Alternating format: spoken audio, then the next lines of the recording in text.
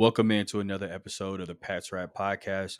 I'm your host, Beej, Beej.com, Babe Tove, whatever you want to call me.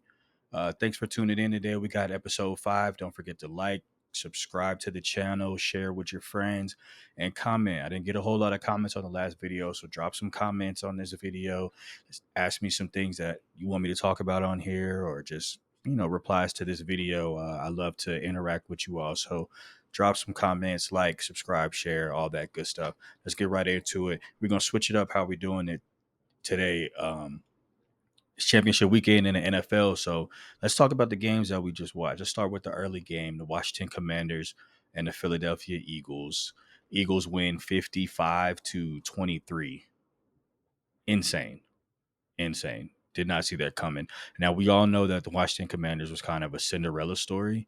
They probably weren't supposed to be there. Maybe they're a year or two early, but they were there. But the obvious talent gap that the Eagles have, there's talent all over the place. So the talent gap was obvious. It was kind of similar to the Ohio State and Notre Dame game. It just like a bunch of 5 stars playing a bunch of 2 and 3 stars. So the crazy concept about the Eagles is that, yes, they were just in the Super Bowl 2 years ago, but Saquon Barkley has taken this team to a whole nother level. Um, this is the first team I've ever seen where it felt like a team was a running back away from winning it all. Normally, teams are a quarterback away, and a lot of teams, or the NFL as a whole, and even us as fans, have kind of devalued the running back position. But the Eagles paid Saquon, and look what he's done. I mean, 2,000 yards, tons of touchdowns. Like, he's breaking 60-yard, 50-yard, 40-yard runs every game. Like, it's insane to watch him do this in real time. I mean, we always knew he was great, but seeing him on this team and behind this Eagles offensive line, it just was a game changer for him. And I know that he's excited and he gets to go to the Super Bowl. And some guys you just want to see get an opportunity to play in the Super Bowl or win a Super Bowl. I mean, even his Giants teammate, Odell Beckham, like, is one of the guys where you're like, man, I hope that they can get one. We had some guys back in the day, Calvin Johnson, Larry Fitzgerald, like players that you just want to see be able to play at a high level and play in meaningful games. And so I'm glad that Saquon Barkley landed in Philly and that they're going to the Super Bowl. And I think that they can win it all. If you guys have been watching my channel, I've been saying that my pick is that Philly is going to the Super Bowl and that they're probably going to win it all. Now let's talk about their opponent. As you guys know, I'm a Patriots fan. That's what this podcast is about. I got the TB12 jersey on today. So let's not get this confused. Tom Brady's still the greatest of all time, but I get into that another time. Let's talk about the Chiefs and the Bills game. We've seen this movie 20 times already. Not literally, but time and time again. Josh Allen beats the Chiefs in the regular season. They play in the AFC Championship or the divisional round or whatever. And it's an exciting game, and the Bills look like they're doing something. And in the end, Mahomes and the Chiefs make the play to get over the hump. And Josh Allen stuck on the sideline looking sad. We've seen the movie tons and time again. This game was no different. The whole time I'm watching the game, I'm in Discord with some friends, and I'm like, oh, they're like, oh, Josh Allen. And I'm like, nah, man. Yeah, it was a good pass. Cool, whatever. We all know what's about to happen here. The Chiefs are going to be the last team with the ball, and they're going to win the game. And that's what happened. I mean, I'm not even surprised. The game wasn't even entertaining. It was just kind of a snooze fest because everybody knew the end result. The Chiefs were going to win. And that's not to say that they don't deserve to win. But we just, it's just kind of the same thing. And I guess maybe this is how a lot of people who aren't Patriots fans felt over the years. Like, when Tom Brady takes the field, you feel like Tom Brady's going to win. And I guess that's kind of the realm that Patrick Mahomes has put himself in. And I may not like it. I may not like the conversations that he's the best over Brady or he's going to be the best over Brady, but I got to respect it. I mean, if he wins 3 in a row, that's crazy. You know what I'm saying? So not much to get into with that game because it's the same old thing that we've been seeing. Josh Allen's probably going to win MVP, but you can't beat that guy. He just can't do it. So his championship window is probably closed at this point because the Chiefs aren't going to slow down. Mahomes isn't going to slow down. Even if Travis Kelce retires, it doesn't matter. Andy Reid and the Chiefs are just unstoppable right now. And until somebody knocks them off their high horse, that's just the team to beat. With that being said, I'm still picking the Eagles in the Super Bowl. I mean, their ability to run the ball, AJ Brown, Devontae Smith, even Jalen Hurts playing well, and he played well today, and he's their weakest link, arguably. You know what I mean? So I think that the Eagles are going to win. I think their version of the tush push or the brotherly shove, whatever you want to call it, works much better than whatever it is that Buffalo kept trying to do. And actually, that fourth down call that they said that Buffalo didn't get was actually egregious. Anybody with eyes could see that Josh Allen got to the first down. It's insane. I mean, the ref that had a clear view of the front of his body could see that he made it across. It was the judge behind him who couldn't see the ball who had the bad spot.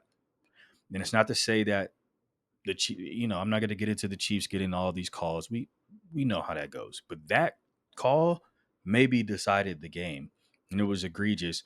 However, the Bills' version of the tush push doesn't work as well as they think it is, even with Josh Allen being 6'7", 260. They got to find other ways to get that 1 yard because all game the Chiefs were on it, as opposed to in the Commanders and Eagles game, the Eagles was getting whatever they wanted to when they tried that play, especially at the goal line when they ran that craziest sequence I've ever seen, where they lined up for the tush push like 4 times in a row, and the Commanders kept jumping offside. You had Luvu jumping over the line twice, to where the refs had to warn him it's going to be a personal foul. They kept making him jump offsides to the point where the refs said that if you guys do it again, that we could award the Eagles with points. I didn't even know that rule existed. Like, I have to go look into that. I got to see if it's ever happened before. I never knew that the refs could award points because a team was getting penalties or doing dumb shit. I never knew that existed, but that was a crazy sequence. And yeah, so Eagles Chiefs Super Bowl, times two. This just happened 2 years ago. I'm excited for the game. I think it's going to be a good one, and for the sake of us Patriots fans, I hope the Eagles come out on top. I'm glad it's not the Bills because I don't want to see another AFC East team win a Super Bowl. Sorry. That's my, loyalty to my team. So, yeah. So that was championship weekend. Now we got, a couple weeks before we get some football. Football's coming to an end, guys. Like, I don't that sucks, man. This is my favorite time of the year where I get football every weekend. Now I'm subjected to watching the NBA, which, thank God the Rockets are doing well, so I got something to watch. But I'm gonna miss football, and I'm just gonna be counting down the days. Every Sunday, I'm gonna wake up and be like, "Damn, I ain't got no football today." So I'm just gonna be counting down the days until football comes back. I'm gonna be itching for spring camp and summer camp and OTAs, training camp, preseason. I'm gonna be, waiting for all that stuff, especially with all the changes that the Patriots have. So that's my TED talk about Championship Sunday. Let's get into the reason why everybody's here. New England Patriots. So I didn't do a podcast episode last week. I kind of wanted to let some of the coaching hires and all that kind of stuff kind of flood in and get some real information on the team before I came in here and then talked about some of the hires. I wanted some more stuff to come, so I had more stuff to talk about. So obviously, where we left off was Mike Vrabel was hired as the head coach of the team. So since then, we got an offensive coordinator and a defensive coordinator. The offensive coordinator, which everybody kind of predicted, is Josh McDaniels for the third time. My thoughts. I think it's gonna be okay. I think it's gonna be good. I don't know. I don't want to get into what some of the Patriots media talks about, where they say was it a Vrabel hire or was it a Kraft hire? I don't care about none of that. I just want to see the product that's on the field. Josh McDaniels, as when he has Patriots logos on, has proven to be an outstanding offensive coordinator. Head coach, not so much.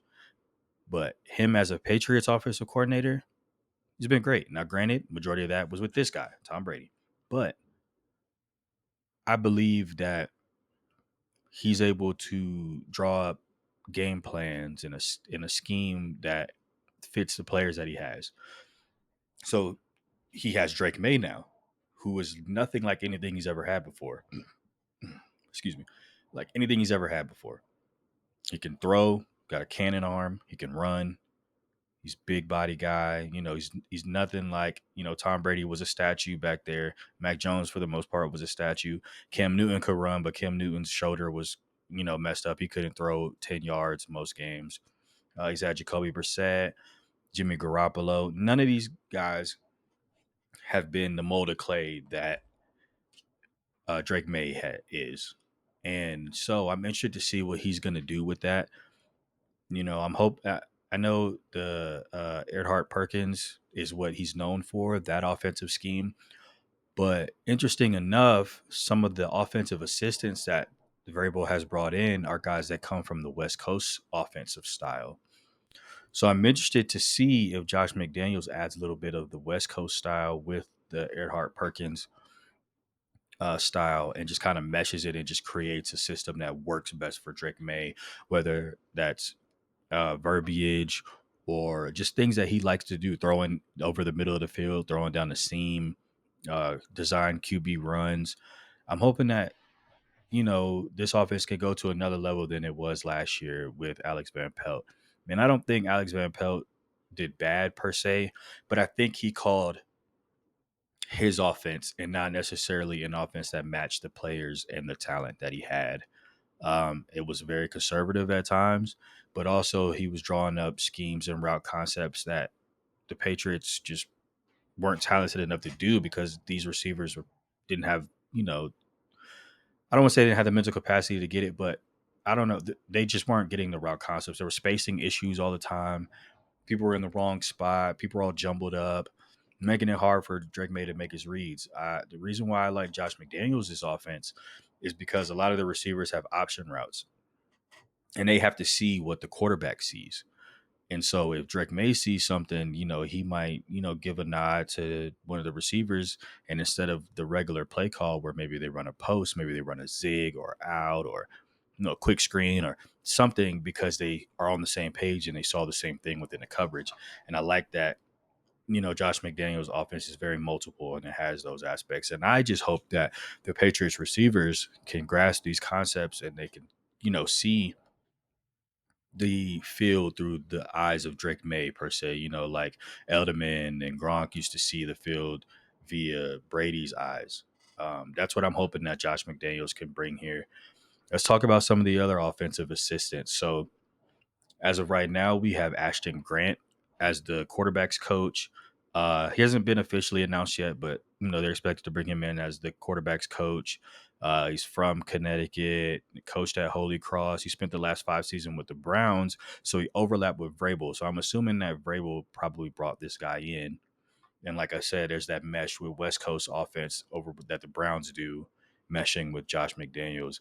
I personally think that Josh McDaniels is going to be the true QB coach with Drake May, but Ashton Grant is probably somebody that Vrabel believes in and wants to bring him in and have him grow in a role and then eventually, ascend up to maybe a offensive coordinator type.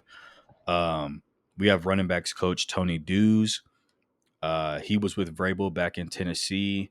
He was most recently with the Jets, and he also coached at Holy Cross. So, um, a Vrabel guy, two Vrabel guys on the offense, which is not something that I expected, but I'm not too mad at it. I mean, if Vrabel and Josh talked and they're on the same page with these hires, then so be it. That's why I think that this offense isn't going to be what we're used to. It's not going to be the Tom Brady offense. It's going to be the New England Patriots offense of 2025 with all of these changes. And I believe that Josh McDaniels can do that. So, no wide receivers coach at this time, no official offensive line coach at this time, or tight ends coach.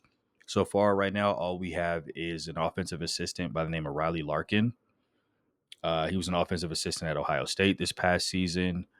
Um, so I'm assuming that it's probably a Mike Vrabel connection. Mike Vrabel went to Ohio State, but also Josh McDaniels apparently went on, uh, to different colleges, kind of see how they're running their programs, running their offenses, probably trying to, prepare to come back to the league as an offensive coordinator to see what these college offenses are looking like. So maybe Riley Larkin is somebody that crossed paths with Josh McDaniels, and him and Vrabel both decided to bring him in. Uh, with that. So that's pretty much what we have for the offensive side. Again, I'm excited. I have no issue with Josh. I never had an issue with Josh McDaniels watching this offense. Obviously, Tom Brady was at the helm of that for majority or the entire time that I've been a Patriots fan.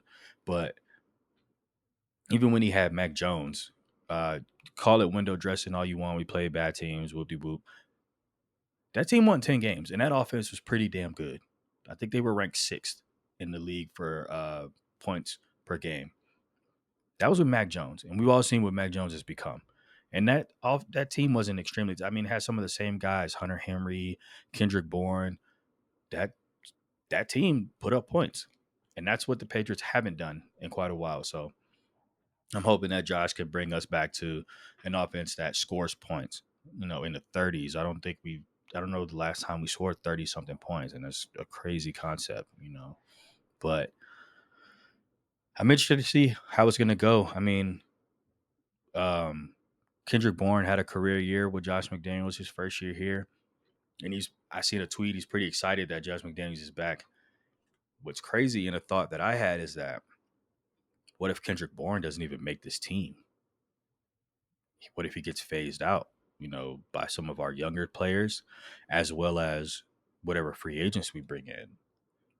That's going to be, crazy, because he's excited to have him back. He had a career year with him. He might be a guy that can teach some of the younger receivers his offense, but maybe just he doesn't have it in the tank. He doesn't have the talent to make this team. You know, Shout out KB. I want to see him on the team. I got a KB jersey. I'm gonna wear it on the next episode. But I'm interested to see which one of our receivers are gonna make this team. My guess would be Demario Douglas, Kayshawn Booty, Jalen Polk, and it's a toss up between KB and Javon Baker at this current moment, depending on who we bring um, in free agency and through the draft. So let's get over to the defensive side of things. So our defensive coordinator is Terrell Williams. I'd be lying if I told you guys I knew who that was prior to him being hired as our defensive coordinator. But he's a brother, so I'm happy about that. Defensive line coach, similar, or defensive line coach with the Lions, similar to our previous defensive coordinator, who came from being a defensive line coach to defensive coordinator. So I'm interested to see how that dynamic is, because our defensive line last year was mid at best. Most of our sacks on the season came in that Chicago game against the Bears and Caleb Williams. So hopefully Terrell Williams can get the most out of our D line. I hope Christian Barmore comes back, Godchaw, um, Keon White, guys like that. I'm interested to see if he can get the most out of those guys and get us back, have a player that has 10 plus sacks in a season. Like, there's a lot of things with this Patriots current team, that a lot of things that are missing, scoring points, getting sacks, interceptions. Like, we need to get back to the basics and get back to the days where, we were winning the turnover battle, putting up 30 points, getting sacks, having players that have 10 plus sacks on the season. I'm really interested in to see where this defense goes moving forward and how he utilizes guys like Christian Gonzalez, Marte Mapu, Jabril Peppers, Kyle Duggar, how he utilizes these players and get the most out of these players. So that's our defensive. And also Terrell Williams, he was with Mike Vrabel in Tennessee, so it's obviously a Vrabel hire, obviously somebody that he believes in and trusts. So that's good that, you could tell Vrabel kind of had his staff in mind already. And that was a stark difference between Gerard Mayo last year. The only person that Gerard Mayo probably hired last year was DeMarcus Covington, Hightower, and Slater. And those are his friends. These aren't coaches that were anywhere. So it's good to see that Vrabel is the one that has, his hands on the coaching hires, and not Elliot Wolf trying to scrounge up a staff and go get guys like Alex Van Pelt and, those kind of guys. That Vrabel has his own network and he's able to bring these guys in. Um, we're still waiting on some information on defensive coaches. Right now, we have Zach Kerr and Clinton McMillan as defensive assistants. Not sure what role, but Kerr was at Ohio State with Vrabel, and McMillan was in Tennessee with Vrabel. So again, Mike Vrabel's guys, starkly different than Gerard Mayo. That's all we got for the defensive staff. As far as the special teams, Jeremy Springer is the only coach in a assistant role that they retained, or in a coordinator role that they retained. He's a special teams coordinator. Good move. That unit had a Pro Bowler, Brendan Schooler, University of Texas, hook him. So I think that's smart. I think the unit did well, and I feel like Jeremy Springer deserved to retain his job. So that's good. And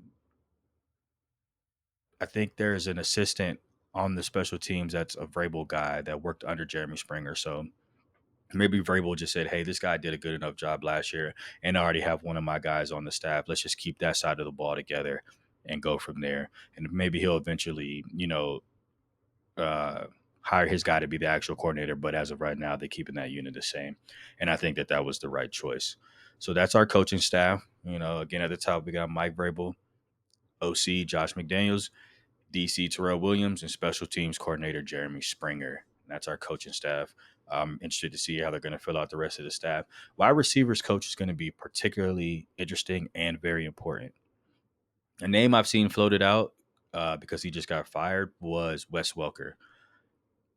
I wouldn't mind, having Wes Welker come and be a coach to guys like Jalen Polk or Demario Douglas, who would literally be his role. I think Jalen Polk was brought here to be a Wes Welker, Julian Edelman type, as opposed to Demario Douglas, because Demario Douglas is a little on the smaller side. Jalen Polk is a little bit bigger, has a bigger catch radius, bigger body, can take more volume, hits, those kind of things without, injury, like Wes Welker and Julian Edelman. So if a guy like Wes Welker could come in here and get Jalen Polk up to speed and get him seeing the field the same way that Drake May does and get some touches, that'll be great, because he's our second round pick, and I want to see the guy do well. So I know you guys are used to me going on rants about how bad he is, but I want to see the guy do. Excuse me. I want to see the guy do well, and I think that somebody like Wes Welker could really bring out the best in him. Um, Other than that, I don't really know too many other wide receivers, tight ends, O line coaches out there. I'm not that in tune with some of those positional assistant roles, but I'm going to be doing my research over the course of the offseason until those hires are made official. And, I'm just hoping that this staff is better than what we had last year, because last year, some names sounded good, but as you can see, we didn't get the most out of what little bit of talent that we had. So moving on from the coordinators, let's get into a little bit of free agency talk. Um, I have a very small free agent wish list. It is, four players right now that are at the top on my wish list, which is T. Higgins. Obviously, we need a number one X receiver. He's that big 6'5" frame, can make contested catches, run good routes. I don't even really have to say too much. T. Higgins coming to New England. Hopefully, they pay you whatever it is that you want. I don't care if it's half the cap. Pay the guy. Let's get him in the building. Um, Sorry about that. Next would be Josh Sweat. I think we need somebody on the line that can get home. And that's not saying that Josh Sweat is a world beater, but he's something. All we have right now is Keon White, and that's not going to get it done. So I would love to bring him in. Maybe Terrell Williams can get the most out of him, and he can have, kind of like a Judon type effect when Judon came here. So very hopeful for that. Next, we have Ronnie Stanley, left tackle for the Ravens. He's a little bit older, but I think that he can have an impact, even if it's for a short amount of time. Maybe we draft a project left tackle, and we have Ronnie Stanley there as a stopgap. I don't personally think that he is leaving the Ravens, but it would be great to kind of have him there in that veteran stopgap role, because, we got a left tackle. Don't have to worry about that. Let's develop the guy behind the scene and figure out right tackle and all that other kind of stuff in the draft. So Ronnie Stanley at left tackle, and kind of a sleeper would be Cooper Kupp. I know he's getting up in age. He's been dealing with some injuries, but when the guy's healthy, the guy's solid. I mean, he was a Triple Crown winner, Super Bowl champion. The guy's legit. And he, in his, final press conference after the Rams lost in the playoffs, said, "Yeah, I want to keep playing. I just don't know if it's going to be here in LA." And, that makes sense now that Puka Nakua has kind of come and taken those catches from him. It would be a good idea for him to move on to somewhere where he can, still be productive and, really make an impact. Maybe not a number one, but I mean, he would immediately be the number one on the Patriots right now if he came and we didn't get like a T. Higgins or anything like that. But I would love to have Cooper Cup on the team. I think he's a smart player, and I think he would work really well in the Josh McDaniels offense. So that's just my short free agent wish list right now. T. Higgins, Josh Sweat, Ronnie Stanley, and Cooper Cup. We could look at some of the top free agents by position in the NFL right now. And I'm just going to go over kind of some of the positions that I feel like the Patriots need. And so let's start a receiver. Obviously, I already said T. Higgins. Chris Godwin would be interesting. Amari Cooper, I would love to have Amari Cooper in a Patriots jersey. I would buy that jersey if we could sign Amari Cooper. DeAndre Hopkins is interesting, especially if he wins this year. I could see him wanting to go get a payday somewhere. And Darius Slayton is somebody that I've seen people bring up on the Giants that could, really add some value to our team. So that's some of those. Offensive tackles, Ronnie Stanley, like I mentioned, Cam Robinson with the Vikings. He had a pretty solid year, but that playoff game, he allowed like 12 pressures. It was horrible. Um, but he would be, again, better than what we have. No to Tyron Smith. Jedrick Wills, the Browns, maybe. Morgan Moses, not really too sold on that. Guards, I've been seeing Trey Smith's name as a possible left guard for us because I'm pretty sure that Mike Onwenu has right guard sewed up. He's not going to get moved out of that spot, but we still have some questions with Cole Strange, Layden Robinson, City So, all at left guard. You bring a guy like Trey Smith in, he's better than all of those right now, and you can officially move Cole Strange to center and just kind of have him build under David Andrews because it's probably David Andrews' last year.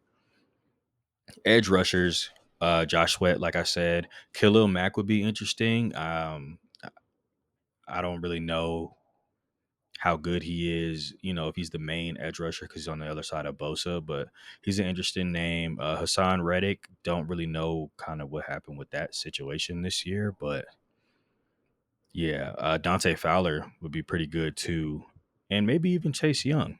Um, Hell, bring Matthew Judon back. Mayo's not here anymore, so maybe he'll want to come back and be healthy. Um, Linebackers, man, Zach Bond. You get Zach Bond, that's crazy. Drake Greenlaw, Nick Bolton. There's a lot of good free agent linebackers. Levante David on the Bucks. We could use that because Jelani Tavai is just not going to get it anymore. I'm sorry. Cornerbacks, maybe Asante Samuel Jr.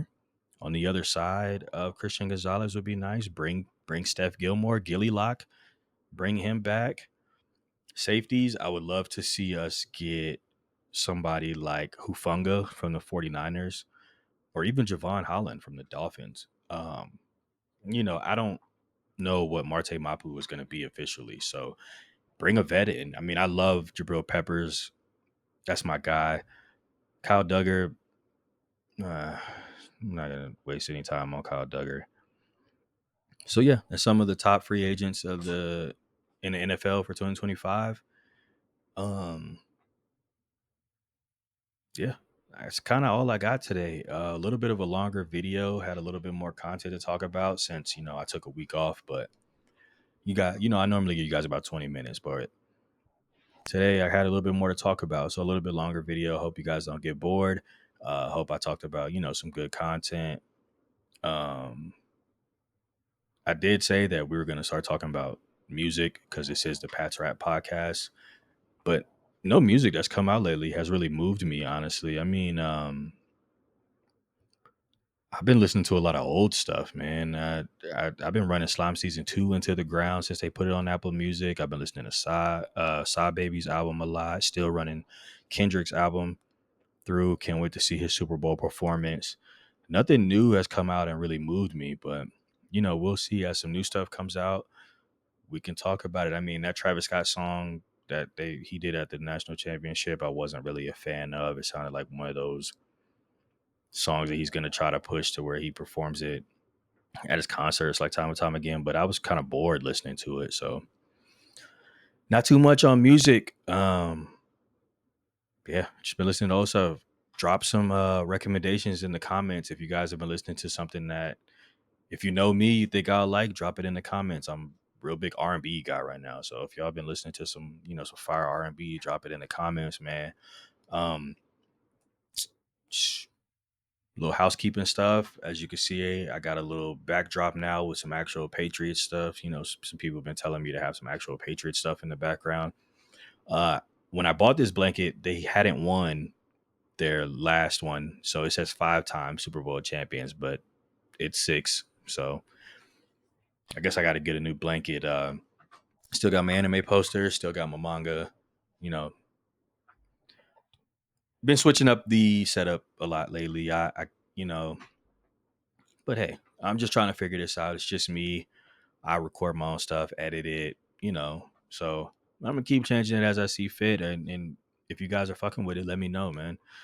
Um, I mean, at this point, I'm just yapping. So don't forget to like the podcast. Don't forget to subscribe. Don't forget to share with your friends. Don't forget to drop some comments. This is the Patriots Podcast. I'm your host, Beej, Beethoven, Beej.com, whatever you want to call me. Signing out. See y'all next time.